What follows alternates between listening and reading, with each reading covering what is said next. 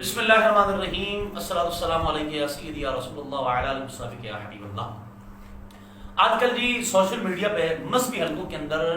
ایک چیز بہت زیادہ گردش کر رہی ہے، وہ یہ ہے کہ حضور کنز العلماء حضور مقدس لاہوری قبلہ ڈاکٹر صاحب کو مدینہ شریف سے جو ہے وہ ڈیپورٹ کر دیا گیا ہے۔ اب رافضیوں نے اس موقع پر نئی چال چلی ہے، وہ کیا ہے کہ جی یہ دیکھیں جی یہ جب سیدہ فاطمہ الزہرا رضی اللہ تعالی عنہ کے حوالے سے خطائی اجتہادی والا مسئلہ کیا تھا تو اس وجہ سے یہ ہوا۔ تو پہلی بات تو یہ یاد رکھیں، جب لوگوں کے پاس دلیلیں ختم ہو جاتی ہیں پھر پروپیگنڈے کی صورت اختیار کی جاتی ہے، اور دلیل کی دنیا میں جب مقابلہ نہ کر سکو تو پھر واویلے کرنا۔ اور میں نے کچھ لوگوں کی ویڈیو بھی دیکھی، جی بلاتے ہیں جن کو سرکار، آتے وہی جن کو سرکار بلاتے ہیں، اس طرح کی شاعری کر کے بھی۔ تو یاد رکھیں یہ اس وجہ سے نہیں ہوا۔ مجھے یاد ہے 2019 میں اپریل کے اینڈ میں ہم یہاں سے مدینہ طیبہ کے لیے گئے تھے، الحمدللہ عمر کی سعادت حاصل ہوئی۔ اور اپریل کے اینڈ میں جب ہم مدینہ طیبہ پہنچے تو غالب مئی کو ہم مدینہ شریف تھے۔ پھر 6 مئی والے دن مجھے پتہ چلا کہ حضور کنز العلماء بھی یہاں تشریف لائے ہوئے ہیں۔ وہاں آپ چونکہ ہوٹل کے اندر نہیں تھے، وہاں کے ایک مرید خاص ہیں، ان کے پاس آپ تھے، میں نام نہیں لوں گا یہاں۔ تو میں نے حضرت سے رابطہ کیا، وہاں سے انہوں نے گاڑی بھیجی، ہم وہاں گئے اور وہاں ہم نے جب ان سے ملاقات کی، اور ملاقات میں میرے ساتھ استاد العلماء استاد الصرف والنحو حضرت علامہ مولانا مفتی محمد راشد علی رضوی صاحب بھی موجود تھے، اور ساتھ میں پیر رضا زیاد صاحب اور ایک ہمارے علامہ مرتضیٰ صاحب ہیں جو کہ حضور تاج الشریف کے مرید ہیں، وہ بھی موجود تھے۔ تو قبلہ کنز العلماء سے جب ہماری گفتگو جاری رہی تو آپ نے یہ بتایا کہ مجھے اس مرتبہ مدینہ طیبہ کے ایئرپورٹ پہ 7 سے 8 گھنٹے انہوں نے روکا، اور روکنے کی وجہ کیا تھی؟ کہتے جب میں نے ان سے پوچھا مجھے کیوں روک رہے ہو،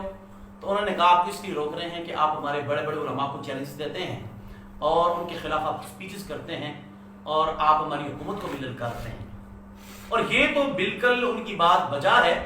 کہ قبلہ ڈاکٹر صاحب ہمیشہ حق کی بات کرتے ہیں، اور جب اہل سنت و جماعت کو مشرک اور کہتے تھے کہ داتا کہنا شرک ہے یا فلاں کہنا ولیوں کے دربار میں شرک ہے، اس وقت ساری تاریخ گواہ ہے کہ قبلہ ڈاکٹر صاحب نے عقیدہ توحید سیمینار کر کے لوگوں کے منہ بند کیے، اور آپ کے چیلنج میں ہمیشہ یہ آواز ہوتی تھی کہ میرا یہ چیلنج یہاں سے لے کر نجد تک ہے، اور نجد کے بڑے بڑے لوگوں کو ہے، یہاں تک کہ جب ان کے پاس جواب نہ آیا تو انہوں نے پھر یہ فنڈ اختیار کیا۔ تو یہ بات ہے 2019 کی،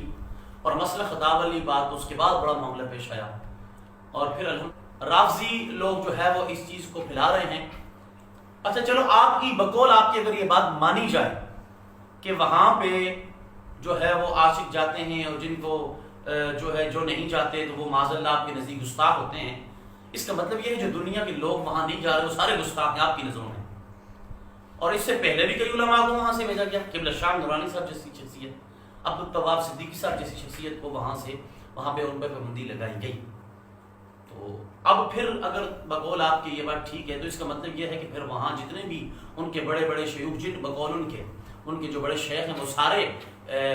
اللہ کے ولی بھی ہیں اور مقبول بارگاہ مصطفیٰ ہیں آپ کے بقول، حالانکہ آپ کو اپنی تقریر ان کے خلاف فتوے بھی دیتے ہو اور لوگوں کو کہتے بھی ہو ان کے پیچھے نماز پڑھنا جائز نہیں۔ تو اب آپ کے فتوے کہاں گئے؟ تو اپنی ذاتی اناد کی وجہ سے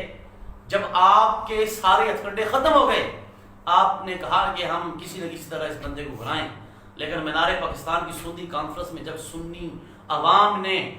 حق کا ساتھ دے کر یہ بتایا کہ ڈاکٹر صاحب کل بھی سچے تھے آج بھی سچے ہیں، پھر آپ نے جو ہے وہ سازشیں اور پروپیگنڈے شروع کیے۔ لیکن یاد رکھیں یہ سنی عوام اب جاگ چکی ہے، اب 2 نمبر پیروں کے اور 2 نمبر مولویوں کی باتوں میں آنے والی نہیں ہے، وہ کل بھی حق کے ساتھ ہے، آج بھی ہیں اور ہمیشہ حق کے ساتھ رہیں گے۔